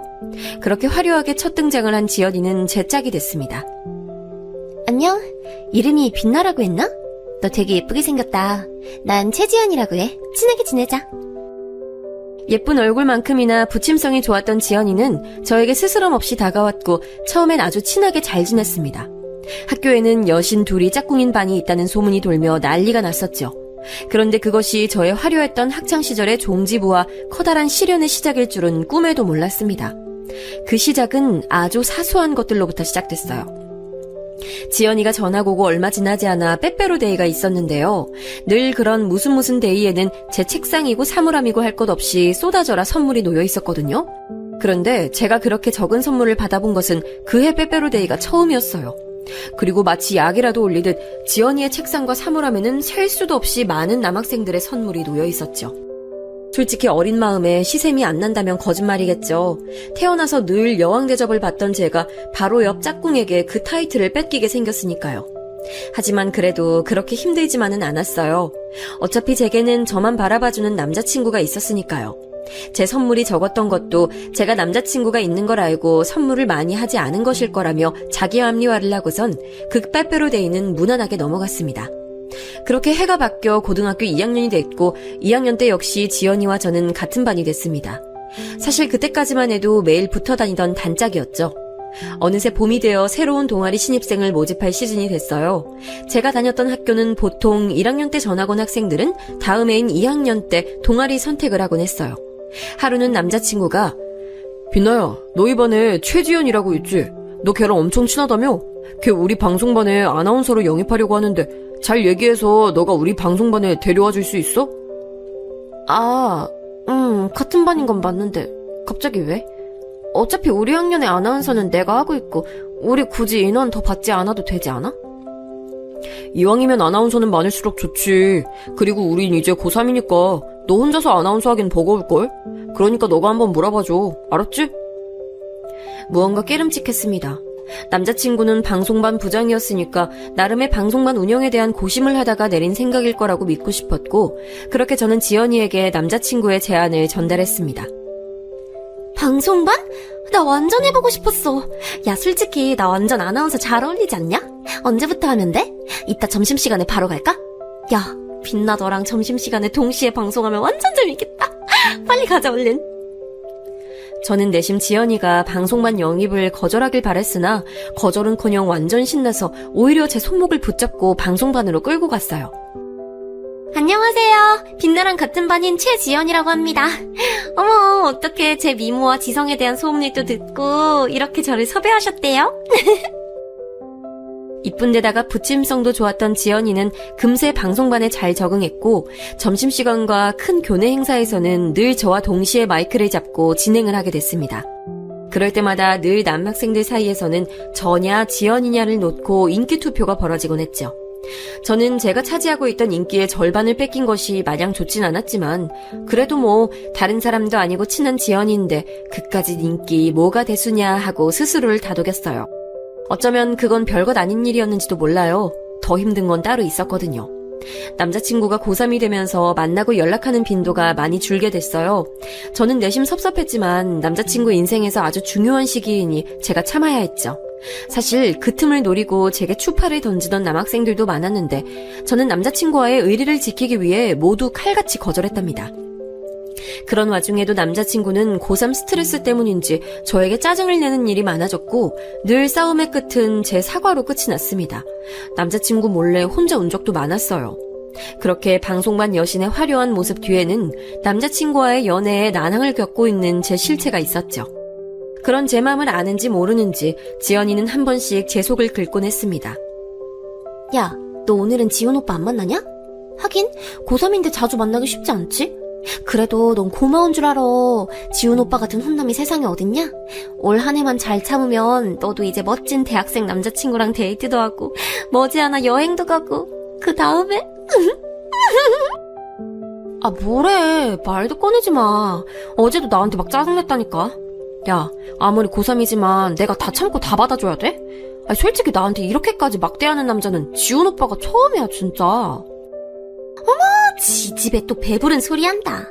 어쩌겠냐, 네가 참아야지. 산삼보다 쓰다는 고3이라던데. 에이, 난 모르겠다. 니들 일은 니들이 알아서 해. 난 저번에 본 옆 학교 오빠가 밥 사준 데서 이만 간다. 빠잉. 그렇게 쉽지 않았던 제 첫 연애사는 얼마 지나지 않아 산산조각이 났습니다. 그날은 축제가 끝나고 얼마 지나지 않은 여름날 방과 후였어요. 방송실에 두고 온 물건이 있어 들렀는데 방송실 안쪽 방송부스 안에서 부스럭거리는 소리가 막 났습니다. 누구지? 이 시간에 딱히 올 사람이 없는데. 그렇게 호기심에 열어본 방송부스 안에서 발견한 장면은 제 심장을 철렁 내려앉게 만들었습니다. 바로 최지영과 제 남자친구가 서로 껴안고 입맞춤을 하고 있는 게 아니겠어요? 두 사람은 제가 문을 열자 화들짝 놀라며 말했어요. 빛나야, 이 시간에 여긴 어떡해? 아니, 빛나야, 그게 사실 오늘 얘기하려고 했는데. 저는 냅다 남자친구의 따귀를 시원하게 올려붙인 뒤 제 짐을 챙겨서 그 여우 같은 최지연은 쳐다도 보지 않고 방송실을 나왔어요. 집으로 오는 내내 펑펑 울었던 기억이 나네요. 남자친구는 해명을 하겠다며 밤이고 낮이고 전화를 했고 급기야는 집 앞에까지 찾아왔습니다. 저는 꼴도 보기 싫었지만 뭐라고 떠드는지 드러나보자 하는 마음에 나가봤습니다. 난 더 이상 오빠랑 할 말 없어. 빛나야, 내 말 좀 들어봐. 내가 방송실에서 낮잠을 자고 있는데 지연이가 먼저 나를 유혹했다니까? 너랑 나랑 요즘 소홀한 줄 어떻게 알고 먼저 막 와서 나한테 앵겨붙었어. 진짜야. 어찌됐든 오빠가 그 유혹에 넘어간 것도 사실이잖아. 나 오빠랑 지연이 평생 안 보고 살 거니까 둘이 잘 먹고 잘 살아. 저는 그렇게 말하면서도 내심 호구같이 남자친구가 잘못했다고 실수였다고 다시 시작하자고 하길 기대했어요. 그런데 돌아온 남자친구의 대답은 상상을 초월했어요. 아, 진짜 김빛나. 아니, 사람이 이렇게까지 하는데 끝까지 자존심 부려? 그래, 됐다. 이만 여기서 끝내자. 나 이 정도면 할 만큼 한 거다. 그러더니 냅다 뒤돌아서 자기 갈 길 가는 게 아니겠어요? 그렇게 제 첫 연애는 허무하게 끝이 났어요. 다시 생각해도 정말 떠올리기 싫은 기억이에요. 억지로 등교는 했지만 같은 반이었던 최지연을 계속 마주쳐야 하는 것도 곤욕이었고 가끔씩 마주치는 전 남자친구를 보는 것도 힘들었고요. 그 길로 저는 방송반을 탈퇴했고 그 둘이 너무 보기 싫어 틈만 나면 아프다고 학교를 자주 빠졌습니다. 얼른 2학년이 끝나고 3학년이 되어 전 남자친구도 졸업하고 최지연과도 반이 달라지길 기도했습니다. 그런데 그 이후로 듣게 된 소식은 더욱더 충격적이었어요. 그 이후로 두 사람은 아예 정식으로 교제를 공공연하게 시작을 했고 저에 대한 이상한 소문이 돌기 시작했어요. 제가 전 남자친구를 못되게 굴고 소홀하게 굴어서 전 남자친구가 많이 힘들어했고 제가 헤어지자고 했는데 전 남자친구가 집 앞까지 찾아와서 끝까지 매달렸고 제가 끝끝내 거절을 하자 옆에서 그런 전 남자친구를 위로해주던 최지연과 서로 정분이 나서 사귀게 됐다는 거예요. 여러분이라면 이런 말도 안 되는 소문이 듣게 되었을 때 기분이 어떨 것 같으세요? 저는 그 길로 이 소문의 근원지를 찾던 중 이 모든 게 최지연이 뒤에서 꾸민 일이라는 소식을 듣게 됐어요. 자신들이 저를 두고 바람핀 것을 정당화하기 위해서였죠. 게다가 전 남자친구가 저희 집 앞에 찾아왔던 건 마지막까지 자기가 순정을 지킨 착한 남자의 이미지를 만들기 위해 꾸며낸 연기였어요. 그 이후에 자기 주변에다가 내가 빛나 붙잡으려고 이렇게까지 했는데 안 받아주더라 하는 말을 자주 하고 다녔대요. 저는 항상 붙어 다녔던 단짝인 친구와 첫사랑을 동시에 잃었고 순정파 남자친구를 헌신짝 버리듯 버린 나쁜 여자가 돼 있었어요. 더 이상 그런 모욕감을 견딜 수 없었던 저는 부모님을 쫄라 다른 학교로 전학을 갔습니다. 고등학교 2학년 말미에 전학을 간다는 것은 절차상으로도 쉽지 않았는데 제가 힘들어하는 것을 아빠가 아시고는 어떻게 방법을 마련해서 다른 동네 학교로 전학을 가서 1시간을 넘게 걸려 통학을 했어요. 피해자는 난데 왜 피해자인 내가 더 고생을 하면서 학교를 다녀야 하는 거지 하는 생각에 매일매일 울면서 등교했습니다. 전학 가는 마지막 날 저는 최지연의 책상에 쪽지 한 통을 남겨놓고 왔습니다. 내 인생 망친 여우 같은 기집애. 내가 너 평생 저주하면서 살 거다. 새로 전학 간 학교에서는 그 누구와도 말을 섞지 않고 조용히 학교를 다녔어요. 매일 후드티를 뒤집어 쓰고 맨 뒷자리에 엎드려 있었기에 학교에서는 그냥 연예인 지망생이라는 소문 정도만 돌았었죠. 어차피 고3이어서 그 누구도 크게 신경 쓰지 않기도 했고요. 한편으론 그 사건 때문에 고3 내내 온전히 공부에만 집중을 할 수 있었고 2학년 때까지는 생각하지도 못했던 꽤 좋은 대학교에 입학을 하게 됐습니다. 학창시절, 아니 제 인생에서 가장 아픈 기억이 남긴 유일한 보상이라고 할 수 있겠네요. 그렇게 고교 시절 첫사랑과 친구 관계에 큰 아픔을 겪었던 저도 어느새 더 큰 세상에서 여러 사람들과 교류를 하게 되고 몇 번의 연애를 더하면서 점차 그 상처를 잊어가는 듯 했어요. 그렇게 무사히 대학도 졸업하고 안정적인 직장도 갖게 되고 그렇게 생활에 여유가 생긴 덕에 나가게 된 테니스 동호회에서 남편감도 만나게 되고 제 인생은 다시 한번 순항을 하는 듯 보였습니다. 저 여우 같은 최지연, 위대하신 손윗동서 형님을 마주하기 전까지는요. 시아주버님도 남편처럼 순진하고 착하기만 하다고 들었는데 저 여우 같은 기집애가 어떻게 꼬드겼는지 오만 생각이 다 들다가 아무래도 남편에게는 얘기해야 할 것 같아서 지난 제 학창시절 얘기를 다 털어놨습니다. 남편은 깜짝 놀라 어찌할 바를 몰라 했어요. 그게 진짜야? 에이, 설마. 형수님이 우리 가족한테 얼마나 잘하는데. 우리 엄마 아빠도 얼굴도 이쁘고 성격도 착한 1등 며느리감 얻었다고 우리 형 결혼할 때 얼마나 좋아하셨는데. 아, 오빠, 그거 다 연기야, 연기. 언제 본색 드러낼지 몰라. 오빠 지금 내 말 못 믿는 거야? 아, 친형 인생 망치고 싶지 않으면 아주버님 마음 미리미리 단단히 준비시켜놔. 아, 이거 참 난감하네. 일단 좀 기다려보자. 지금 현재까지는 형수님도 뭐 아무것도 드러난 게 없고 형도 결혼 생활에 전혀 불만이 없으니까. 남편의 말도 틀린 건 아니었어요. 얼마나 시댁 식구들을 잘 구워 삶았는지 한 사람 한 사람 다 저 여우 형님을 좋아하더라니까요. 학창시절부터 있었던 특유의 부침성 때문이었겠지만 그게 결국 남의 가슴에 대못까지 박을 부침성이었다는 걸 알게 되면 과연 시댁 식구들의 반응이 어떨까요? 저는 하루빨리 아주버님이 동서의 실체를 알고 이혼하게 되길 진심으로 바랐어요. 저 하나만 편하자고가 아니라 이 집안의 평화를 위해서요. 그렇게 원수인 형님과의 긴장감이 감도는 가운데서 어찌저찌 저랑 남편은 결혼식을 무사히 마치고 신혼생활을 이어나갔습니다. 하지만 저는 잊을만 하면 남편을 쿡쿡 찔러 아주버님 댁에 동향을 물어보곤 했죠. 오빠, 아주버님 댁 요새 별일 없대? 지연이 뭐 문제 안 일으킨대? 빛나야, 형수님도 어쩌면 학창시절 철없을 때 저지른 실수일 뿐일 수도 있잖아. 이제 그만 좀 잊고 우리 인생 살자, 응? 뭐? 오빠 지금 말 다 했어? 지금 나 말고 최지연 그 기집애 편드는 거야? 나는 그 기집애 때문에 인생이 망가질 뻔했는데 뭐? 철없을 때 저지른 실수? 그 잘난 실수 때문에 내가 얼마나 힘들었는지 오빠는 알기나 해? 저는 제 아픔도 모르고 형님을 두둔하는 듯한 남편의 말에 그만 그 자리에 주저앉아 서럽게 펑펑 울었습니다. 아니, 빛나야, 내 말은 그게 아니고. 아, 참 미치겠네. 저는 생각하면 할수록 화가 났습니다. 저와 남편은 행복한 결혼 생활을 할 일만 남았는데 왜 최지연 저기 집에는 학창시절 제 첫사랑을 뺏어간 것도 모자라 이제는 저와 남편의 사이에까지 끼어들어서 저랑 남편을 싸우게 만드는지 다시 한번 제 인생에 큰 걸림돌이 되는 것 같아 너무너무 미웠습니다. 그런데 그렇게 펑펑 울고 있는 제게 남편이 해준 말은 더욱더 충격적이었습니다. 빛나야, 사실 형이 나한테 해준 말이 있는데 난 널 믿기에 이제 말 안 하고 있었던 게 있거든? 아무래도 오늘 그 얘기를 해야겠다. 그게 무슨 말이야, 오빠? 남편으로부터 전해 들은 이야기는 너무나 놀라웠습니다. 제가 남편에게 아주버님이 걱정이 돼서 얼른 여우 같은 형님의 실체를 알게 되고 이혼을 하길 원했던 것처럼 형님도 똑같이 아주버님에게 저에 대해 그런 얘기를 했더랍니다. 당신 재수씨 될 사람이 학창시절 자신에게 아주 못되게 굴었다고 상견례 날 이후부터 노골적으로 결혼을 반대했다는 거예요.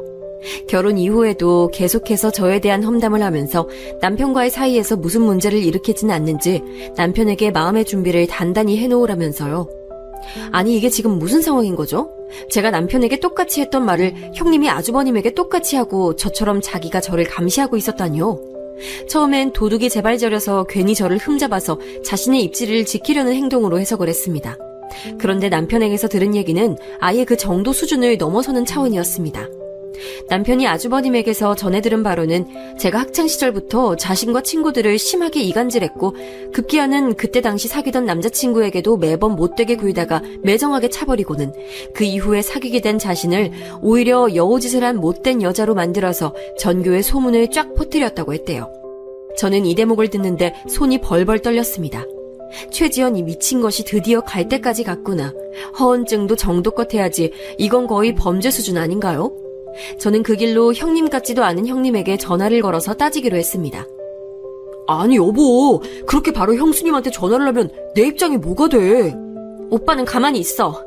이건 험담 정도가 아니라 범죄야 범죄. 내가 이 기집애 가만 안 놔둘 거야.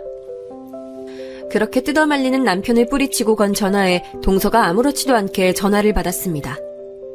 네가 웬일로 나한테 전화를 다 하냐? 야 뭐? 내가 널 고등학교 때 이간질을 해? 남의 남자 뺏어간 여우년이 어디서 적반하장이야? 너 진짜 죽고 싶어? 뭐, 야! 너 나한테 똑바로 형님이라고 안 부를래? 그리고 뭐, 여우년? 뒤에서 이간질이나 하고 사람 이미지 똥으로 만들어버린 게 누군데? 너야말로 어디서 적반하장이야? 너, 내가 서방님이랑 반드시 이혼시킬 거니까 그렇게 알아라, 어? 어디 한번 해봐. 너가 이 집안에서 쫓겨나기 싫으니까 이제 허언증까지 도줬나 본데. 이간질? 그래. 이제부터 내가 너 제대로 이간질해서 이 집안에서 쫓아낼 테니까 기대해라. 너무나 당당한 그 태도에 저는 정말로 얘가 허언증이나 정신병에 걸린 건 아닐까 의심이 들었어요. 왜 리플리 증후군이라고 있잖아요. 자신이 하는 거짓말을 자기 자신조차도 진실로 믿는다는 그 정신병이요. 제가 이간질이라뇨. 저처럼 교우관계가 원만하고 한 남자만 바라보던 순수한 학생이 어디 있었다고요. 이대로는 정말로 허언증 형님 때문에 집안이 풍비박산이 날 것 같아 대책 마련이 시급했습니다.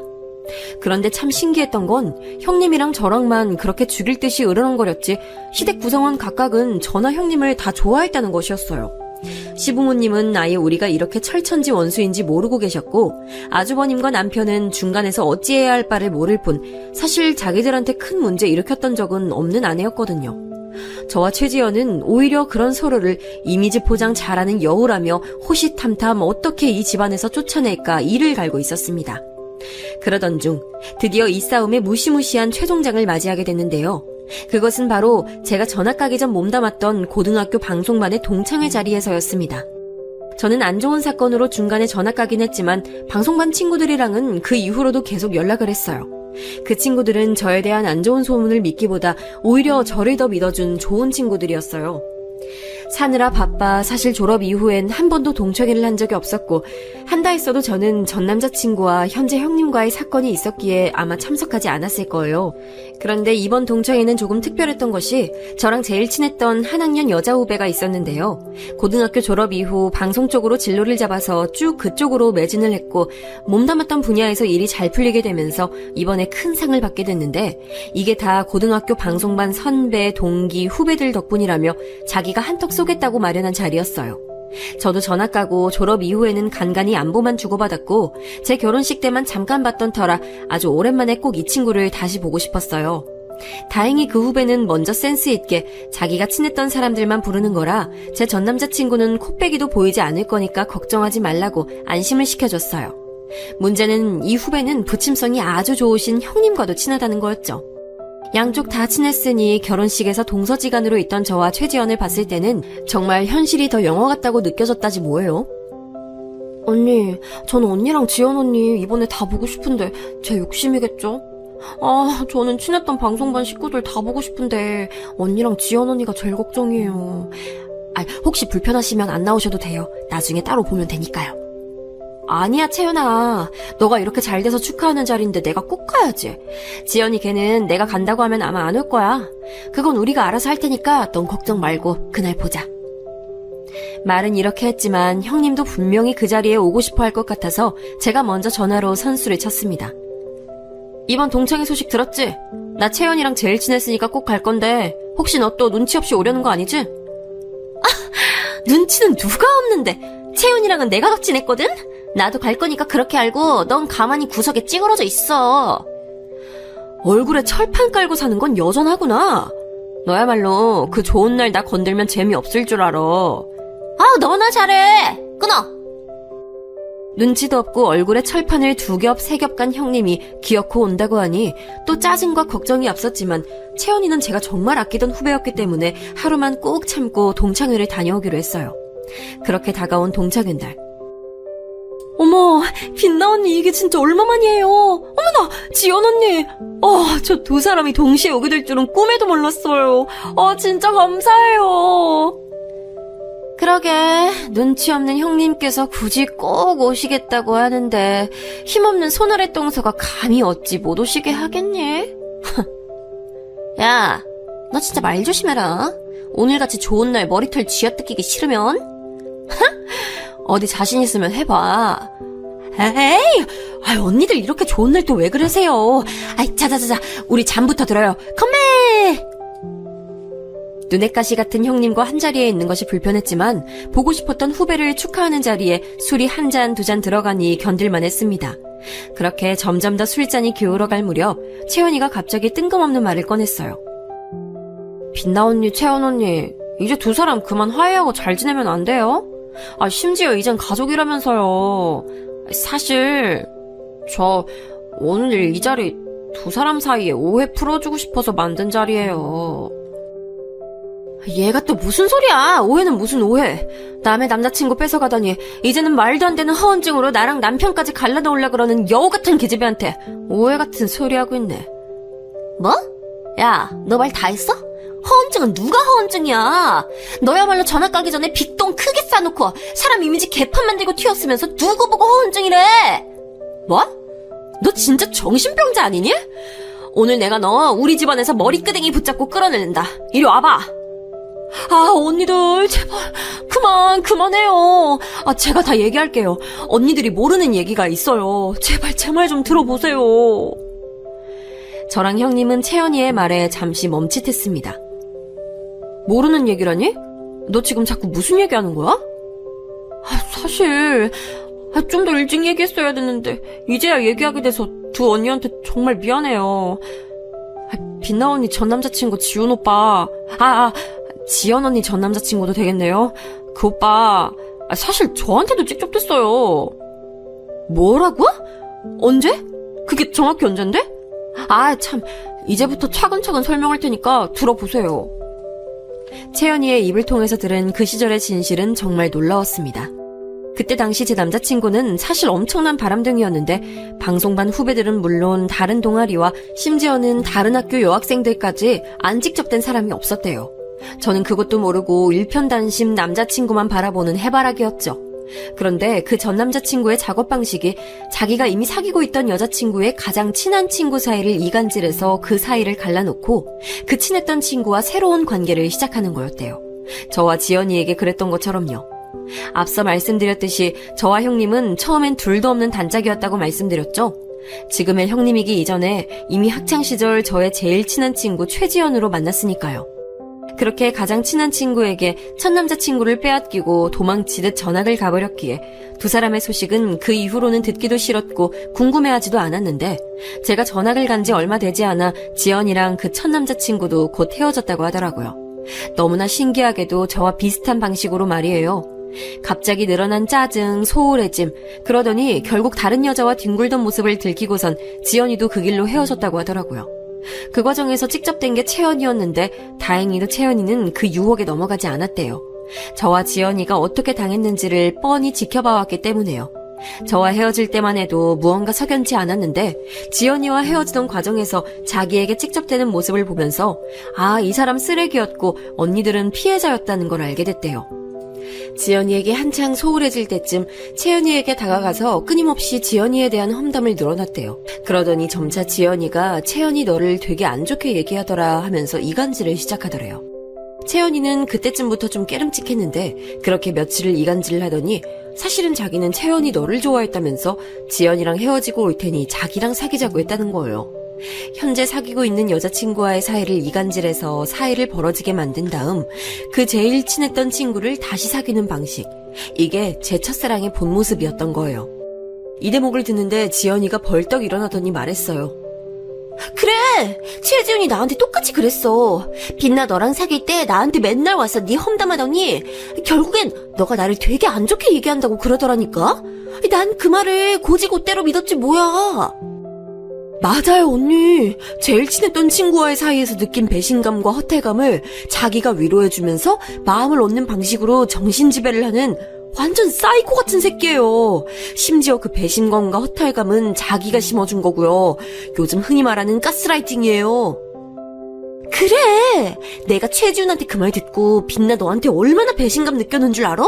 그러더니 막 나를 위로해주는 척 하더니 사실은 나를 좋아해왔다고 빛나 너랑 헤어지고 올 테니 자기랑 사귀자고 하더라고. 그래요, 언니. 저한테 했던 방식이랑 똑같아요. 그러고 나서 빛나 너가 방송반 부스에서 봤던 그날 일은 나한테는 이미 너와 헤어진 지 오래됐다고 하면서 거의 반강제로 나를 끌어안은 거야. 난 네가 그날 최지훈 뺨을 올려붙이고 나가길래 아직 헤어지기 전인 줄도 모르고 그저 너가 아직 못 잊어서 심술을 부린 거라고 생각했어. 저는 영화에나 나올 법한 사이코패스 같은 첫사랑의 실체에 무척이나 당황스러웠지만 잠시 이성을 찾고 지연이에게 물었습니다. 아무리 그렇다고 해도 제일 친했던 내 전남친이랑 연애를 하고 싶었어? 그것도 나에 대한 안 좋은 소문까지 만들어내가면서? 너 지금 무슨 소리 하는 거야? 안 좋은 소문은 네가 냈잖아. 내가 사실 전학 오기 전 소문난 걸레였고 그래서 네 남친도 뺏은 거라고 네가 소문내고 다녔다며. 잠깐. 이것도 최지훈이 해준 말인데? 너가 나에 대해서 그런 소문을 내고 다니고 있다면서. 얘기를 듣자 하니 언니들에 대해 양쪽으로 안 좋은 소문을 내고 다닌 건 최지훈 그 새끼였나 보네요. 아주 작정하고 둘 사이를 갈라놓아서 자기가 새로운 여자 만나는 것에 대한 정당화를 하려고요. 네, 사실이 그랬습니다. 저와 전 남자친구가 헤어지기 무섭게 안 좋은 소문을 퍼뜨렸던 건 사실 지연이가 아닌 전 남친이었고 마치 지연이가 그런 소문을 퍼뜨리고 다닌 것처럼 조작해서 저와의 사이를 완전히 갈라놨던 것이죠.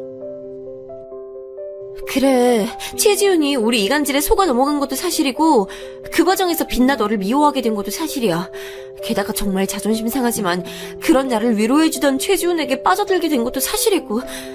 하지만 내가 너에 대해서 안 좋은 소문을 내고 다녔던 건 다 거짓말이야. 아무리 너가 미워졌고 너의 전 남자친구와 만난다지만 제일 친했던 친구인데 내가 너한테 그렇게까지 하겠니? 그래요, 빛나 언니. 지연 언니도 그러고서 얼마 지나지 않아 언니랑 똑같은 일 당하고 많이 힘들어했어요. 사실 지연 언니 전학 간 빛나 언니 보고 싶다고 저 찾아와서 얼마나 많이 울었는데요. 자기에 대한 안 좋은 소문 퍼뜨린 거 다 용서할 수 있으니까 꼭 한 번만 보고 싶다면서요. 얘 너 그런 얘기 못하러 하니. 암튼 그때 일은 나도 많이 후회하고 있어. 언제고 너랑 꼭 한번 만나서 한 번은 얘기하고 싶었는데 너가 마지막에 전학 가면서 남기고 간 저주의 쪽지 때문에 차마 너한테 다시 연락을 못하겠더라. 그런데 이렇게 동서지간으로 만나게 될 줄 누가 알았겠어. 내가 하고 싶은 말이다, 최지연. 그럼 너도 이제 너에 대한 안 좋은 소문 퍼뜨린 게 내가 아니라는 건 분명하게 알았지? 그래, 이제 확실히 알겠다. 우린 쓰레기 한 명 때문에 소중한 학창시절이 농락당한 거야. 언니들, 그래도 통쾌한 소식 하나 알려드릴까요? 그 쓰레기 최지훈 맨날 그렇게 여자들한테 못된 짓 하고 다니다가 나중엔 여자들한테 돈까지 뜯어냈나봐요. 그것 때문에 사기죄로 지금 감옥에서 실형 살고 있대요. 게다가 혼인빙자 관련해서 민사소송도 엄청나게 물려있나봐요. 아마 오늘 이 자리에 불러도 못 나왔을걸요? 우리의 학창시절을 유린한 악당이 현재 법의 심판을 받고 있다니 듣던 중 반가운 소리였습니다. 사실 그 인간만 없었다면 지연이와 저의 학창시절은 말 그대로 꽃길 그 자체였을 테니까요. 그런데 채연아, 이렇게 중요한 사실을 왜 이제야 얘기해주는 거야? 사실 그때 당시엔 많이 무서웠어요. 제가 지훈 오빠 그러는 거 안 받아주니까 그때부터 협박을 있는 대로 하는데요. 자기가 저한테 사귀자고 했다는 얘기 어디 가서 하면 진짜 죽는다는 둥, 니네 집 주소 다 알고 있다는 둥 난리도 아니었어요. 그 오빠 방송부장이랍시고 우리 동아리 회원들 집 주소랑 전화번호 다 받아갔었잖아요. 그래도 언니들한테는 꼭 이 사실을 말해주고 싶었는데 빛나 언니는 이미 전화 꺼버린 이유였고, 지연 언니한테는 괜히 얘기했다가 지훈 오빠가 지연 언니 두고 저한테 직접댔다고 하면 언니가 저마저도 싫어할까봐 무서웠어요. 그때는 참 어려서 걱정도 무서운 것도 많았네요. 그렇게 흐지부지 세월이 많이 흘렀는데 무슨 운명이 장난인지 언니들이 가족이 됐다는 소식 듣고서는 이제는 꼭 말해야겠다 싶어서 오늘 자리 마련하게 됐어요. 사실 저 이번에 상 받은 건 구실이고 언니들 같이 모이는 거 얼마나 보고 싶었다고요. 고등학교를 졸업한 지 10여 년 만에 듣게 된 놀라운 진실에 저와 지연이는 서로를 바라보며 한참을 말없이 있었습니다. 빛나야, 우리 나 처음 미국에서 전화 갔던 그때처럼 다시 단짝으로 돌아갈 수 있을까? 글쎄, 난 지금 이 상황이 너무 혼란스럽고 오늘 알게 된 사실 소화하려면 시간이 좀 걸릴 것 같아. 오늘 우리가 나눈 얘기가 모두 진실이라고 해도 우리가 그렇게 오랫동안 미워했던 세월이 하루아침에 바뀔까? 난 잘 모르겠어. 머리가 너무 복잡해. 사실 저는 이렇게 한번 튕기긴 했지만 제 마음도 지연이와는 크게 다르지 않았습니다. 늘 단짝으로 붙어 다니다가 잃어버렸던 소중한 친구, 그리고 그 소중했던 친구를 철천지 원수로 여기고 산 세월 10여 년. 그 모질었던 기억이 있다 해도 처음 전학 온 날 살갑게 다가와 인사하던 지연이의 모습은 제 마음속에서 한 번도 잊어본 적이 없으니까요. 야, 딴 건 모르겠고 오늘은 술이나 진탕 마시자. 어차피 가족이라 앞으로도 지겹도록 볼 텐데 뒷일은 그때 가서 생각하자. 그래, 그냥 오늘 먹고 다 죽자. 건배! 와, 언니들 만세! 건배! 저희는 지난 세월의 앙금을 날리고 싶어서 코가 삐뚤어지게 마셨습니다. 남편과 아주버님은 늦은 새벽에 저와 지연이를 데리러 와서는 저희를 태워가는 길에 둘이서 무슨 대화를 나누는데 술 기운에 어렴풋이 알아들을 수 있었습니다. 아니 형, 바로 어제까진 죽일 듯이 으르렁대더니 오늘은 또 왜 술 한 잔으로 위아더월드야? 참, 진짜 여자들은 알 수가 없다니깐. 야, 내가 말했지. 네 형수나 재수씨나 분명히 좋은 사람이라고. 뭔가 말 못할 사정이 있으니까 서로 그랬던 거겠지 하고 기다려보자고 내가 몇 번을 말했냐? 그렇게 술 기운에 아스라이 들려오던 형제의 대화를 뒤로하고 그 바로 다음 기억이 남편이 끓여준 해장국을 식탁에서 떠먹고 있던 제 모습이었습니다. 으이그, 정신이 좀 드냐? 무슨 술을 그렇게 마셨어? 그리고 형수님이랑은 이제 뭐 다 잘 지내는 거야? 몰라. 나 머리 아파. 오빠 말 시키지 마. 그렇게 차츰 술이 깨서 정신을 차릴 때쯤 저는 바로 지연이에게 전화를 걸었습니다. 야, 너 어제 잘 들어갔어? 야? 이게 아직도 정신 못 차리네? 형님이라고, 형님. 됐어. 너 술 깨는 대로 우리 집으로 좀 와. 너 애 늙은이라 고등학교 때부터 아저씨들 먹는 감자탕, 순댓국 이런 거 좋아했잖아. 그거 내가 사줄 테니까 그거 먹으면서 얘기 좀 해. 이게 아주 건방지게 형님한테 오라가라야. 너 딱 기다리고 있어. 자, 여러분. 그렇게 만나서 해장을 한 이후 지연이와 형님과 저는 어떻게 됐을까요? 두말할 것도 없이 고등학생 시절 단짝으로 돌아가서 하루가 멀다 하고 붙어 다니는 사이가 됐죠. 남편은 자기보다 형수를 더 자주 보는 것 같다면서 시샘을 냈고, 아무것도 모르는 시부모님들은 우리 며느리들은 세상 어느 동서지간과 비교를 해도 제일 사이가 좋다며 흐뭇해하셨어요. 사실 지나간 세월의 서운함과 상처들이 하루아침에 회복되진 않았겠지만 지금은 그저 다시 찾은 내 단짝과의 즐거운 날들을 즐기는 데에만 집중을 하고 싶습니다. 그러다 보면 지난날의 아픈 기억도 점차 사라져가겠죠. 청취자 여러분도 혹시 저처럼 오랫동안 소원했던 관계의 친구가 있다면 용기 내서 연락 한번 해보세요. 혹시 알아요? 저처럼 소중한 단짝을 되찾게 될지요. 제가 준비한 사연은 여기까지입니다. 그럼 모두 좋은 하루 보내세요.